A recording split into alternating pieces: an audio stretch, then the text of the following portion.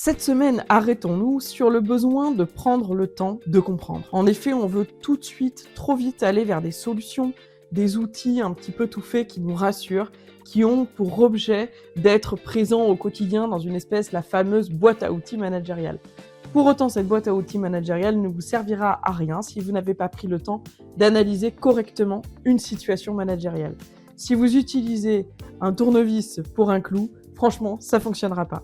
Prendre le temps d'analyser une situation, c'est d'abord prendre le temps de voir une situation telle qu'elle est dans la réalité des choses, pour ensuite essayer d'aller vers l'analyse des éléments en mouvement dans ce fameux système que nous avons vu la semaine précédente. Prendre le temps d'analyser et de comprendre, c'est aussi éviter certains biais, qu'ils soient émotionnels ou décisionnels au quotidien.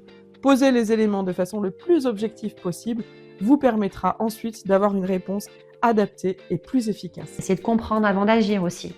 Comprendre le courant, comprendre la résistance, comprendre le geste aussi, d'accord, avant d'agir. En tout cas, moi, la boxe, pour le coup, ça m'a énormément appris ça, cette capacité à prendre du recul, parce que quand tu arrives en combat, tu as 3 rounds, tu as 2 minutes face à ton adversaire.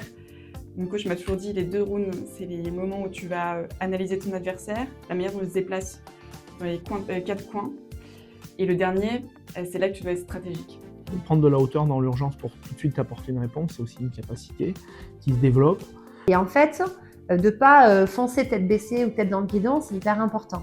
C'est-à-dire que même quand je suis dans ma mission professionnelle avec un objectif au bout, il faut que j'arrive à relever la tête de temps en temps, prendre les problèmes avec un peu plus de hauteur. Prendre de la hauteur, c'est peut-être se dire aussi, je ne suis pas en capacité de prendre la décision tout seul, donc je vais chercher la solution quelque part. En sport de haut niveau, le coach avec l'équipe prend le temps de comprendre ce qu'il s'est passé pour analyser le jeu, l'équipe adverse et le joueur et tenter d'améliorer les résultats. Tony Parker est le maître de l'art lorsqu'il s'agit de prendre des décisions intelligentes et rapides.